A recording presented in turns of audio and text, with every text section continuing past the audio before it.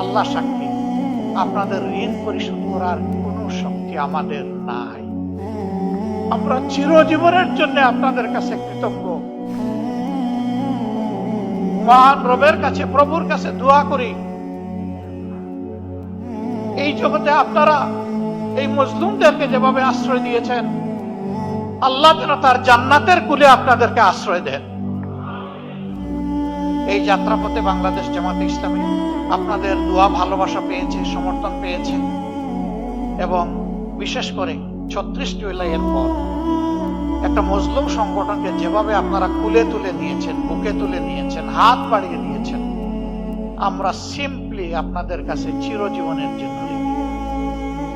প্রিয় দেশবাসী, আমাদের এমন একটা সময় ছিল আমরা আমাদের কোনো ঠিকানা খুঁজে পেতাম না। সেই সময়টা আপনারা আমাদেরকে আশ্রয় দিয়েছেন। আমাকে একবার রিমান্ডে জিজ্ঞেস করা হলো যে আপনার সর্বশেষ অ্যাড্রেসটা কি একটু বলবেন। আমি বললাম কোনটা বলবো? বলে যে কোনটা মানে? বলে আমার তো শত শত অ্যাড্রেস। বলে স্যার, এই অবস্থায় আপনি আমাদের সাথে একটু হালকা আনন্দ ভাগাভাগি, বলছিল মস্করা করতে পারেন। বলছিলাম নো, আমি মস্করা করছি না, দিস ইজ রিয়েলিটি। বলছিল আপনি কি একটু বুঝিয়ে বলবেন আপনি কিভাবে শত শত বাড়ির এবং ঠিকানার মালিক? আমি বলেছিলাম যে এই যে আপনাদেরকে ডিউটি দেওয়া হয়েছে, আমাদের পিছনে লাগিয়ে দেওয়া হয়েছে, এই কারণে কোনো বাড়িতে 1 রাত 2 রাত 1 সপ্তাহ 2 সপ্তাহ 1 মাস এইরকম করেই আমাদের গত 15 বছর কেটেছে। এখন কোনটা বলবো? বলে যে আপনার আর প্রেজেন্ট অ্যাড্রেস আমাদের লাগবে না। That was reality.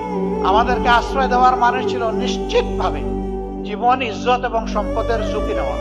আমাদেরকে ধরতে গিয়ে আশ্রয়দাতাকে ধরেছে, আমাদেরকে ছেড়ে দিয়েছে, কিন্তু ঝাল মিটিয়েছে আশ্রয়দাতার উপর।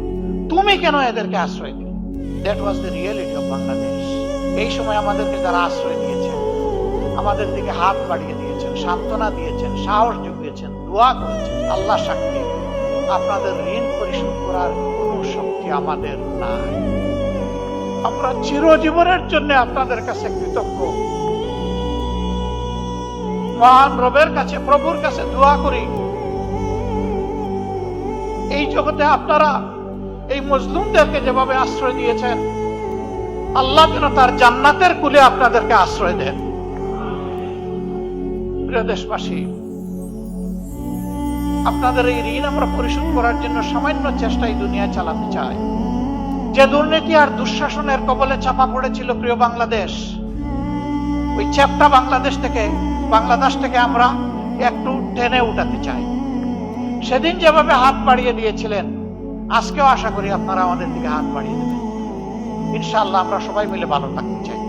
আমাদের সন্তানদেরকে, আগামীর প্রজন্মকে কথা দিতে চাই, ছেলে হোক মেয়ে হোক, সবার প্রতি আমাদের একই কমিটমেন্ট, আমাদের জীবনের শেষটুকু দিয়ে তোমাদেরকে একটি পরিচ্ছন্ন, একটি প্রসপারাস এবং একটি শান্তির বাংলাদেশে রেখে যেতে চাই। আল্লাহ তাআলা আমাদেরকে এই তৌফিক দান করুন। আমরা ইতিমধ্যেই ঘোষণা করেছি, রাষ্ট্রের বৈধ সকল সুযোগও যদি জনগণের ভালোবাসায় আল্লাহ তাআলা আমাদেরকে এদেশের সেবার দায়িত্ব দেন, বৈধ সকল সুযোগও আমরা গ্রহণ করব না। যা না করলেই নয়, শুধু এইটাই আমরা গ্রহণ করব। আমরা চেষ্টা করব ওগুলা গ্রহণ না করেও পারি। আমরা রাজনীতিকে পেশা হিসেবে গ্রহণ করি নাই, এই রাজনীতিকে আমরা কর্তব্য হিসেবে গ্রহণ করেছি। নেশা শব্দটা শুনতে খারাপ লাগে। নেশা মানে কোনো দিকে একেবারে সম্পূর্ণভাবে ঝুঁকে পড়া। ওই অর্থে যদি বলেন, তাহলে রাজনীতি আমাদের পেশা নয়, রাজনীতি আমাদের ঝুঁকে পড়া। এবং আমরা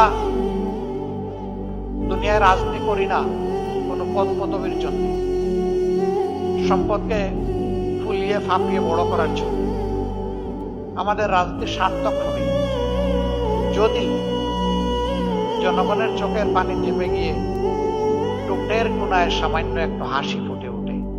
এটি হবে আমাদের রাজনীতি। আপনারা দোয়া করবেন।